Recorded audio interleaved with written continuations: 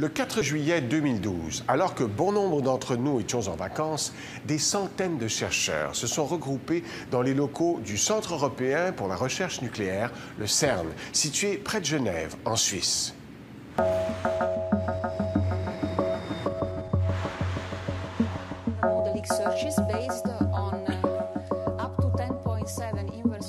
Today is also a special day on their update on a search for a certain particle. Une particule tellement importante que les scientifiques l'ont baptisée la particule de Dieu. Cette particule, c'est le boson de Higgs, du nom du chercheur anglais qui, grâce à des calculs savants, en avait prédit l'existence dès 1964. Dans l'amphithéâtre du CERN, les physiciens attendent, fébriles, les résultats d'une expérience unique dans l'histoire des sciences.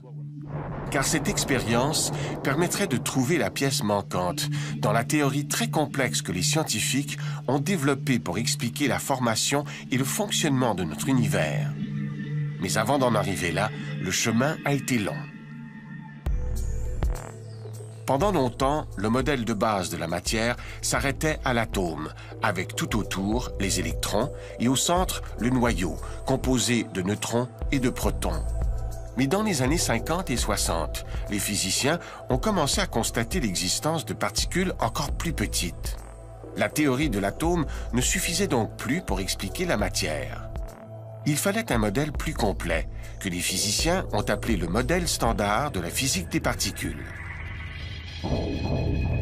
Élaboré à partir des années 60, ce modèle postule que la matière est en fait constituée de 12 particules élémentaires, les leptons et les quarks. Ces particules élémentaires interagissent les unes avec les autres, grâce à différentes forces appliquées par d'autres particules, appelées bosons. C'est là que se trouverait le fameux boson de Higgs. Ces forces, dont la plus connue est l'électromagnétisme, confèrent aux particules, donc aux atomes, leurs différentes propriétés. Résultat, les éléments chimiques, comme le fer, l'hydrogène ou le carbone, dont nous les humains et tout ce qui nous entoure, sont faits. En théorie, le modèle standard fonctionne bien, mais encore fallait-il le valider.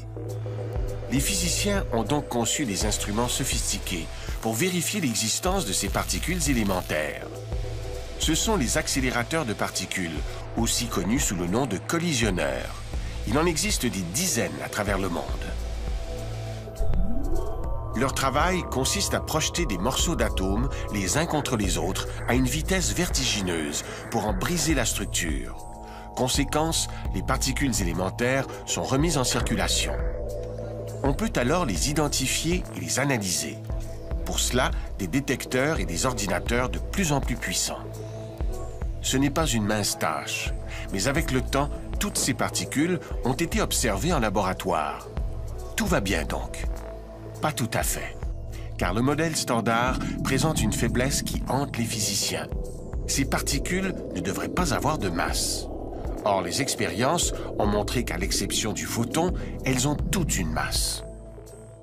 Il y avait alors deux solutions, soit reléguer le modèle standard aux oubliettes, soit colmater la brèche. C'est ce que les chercheurs ont fait, avec en tête Peter Higgs. Ils ont imaginé un curieux mécanisme par lequel les particules sans masse pouvaient en acquérir une. Leur théorie est la suivante. Juste après le Big Bang, aucune particule n'avait de masse.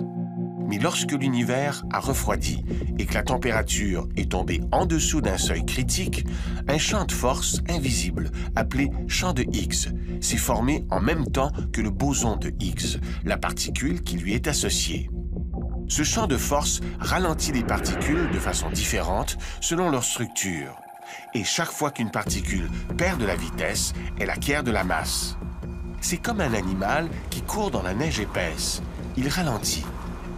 Sur papier, cette théorie est d'une élégante simplicité. La difficulté, c'est d'en faire la preuve. Pour y parvenir, on a construit le plus grand accélérateur de particules du monde, celui du CERN, avec cette mission particulière en tête. Pour espérer détecter le boson de Higgs, cela prenait ce gigantesque instrument de mesure, bardé des détecteurs les plus sensibles et dont les couloirs souterrains courent sur plus de 27 km. Mis en service en 2008, cet instrument a produit depuis des milliards de collisions. En éliminant les particules dont ils connaissent la signature, les chercheurs comme Joe Incandela ont pu remonter jusqu'au boson de Higgs. We have observed a new boson with a mass of 125.3 GeV. Cette masse a été observée assez souvent pour ne pas être un effet du hasard, comme l'illustre la pointe dans cette courbe statistique. Le doute n'est plus permis. Le boson de Higgs semble bel et bien exister, selon la scientifique Fabiola Gianotti. So, in some sense, this result represents the end of something and the beginning of a new era. Cette percée fondamentale provoque l'euphorie parmi les physiciens, dont certains traquent cette insaisissable particule depuis des décennies.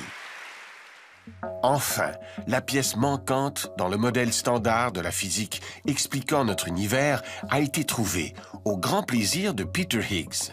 I would like to add my congratulations to everybody involved in this tremendous achievement.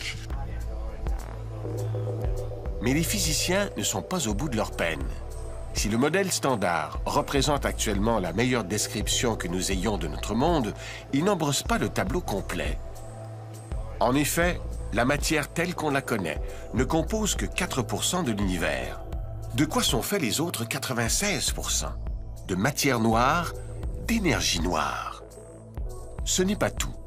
Même le boson de Higgs pourrait être une créature encore plus complexe que les chercheurs ne l'avaient imaginé. Il pourrait même se désintégrer en particules encore plus petites, des particules inconnues à ce jour. Il reste donc bien d'autres chapitres à écrire dans le grand livre de la physique moderne. Et ce n'est pas la matière qui manque.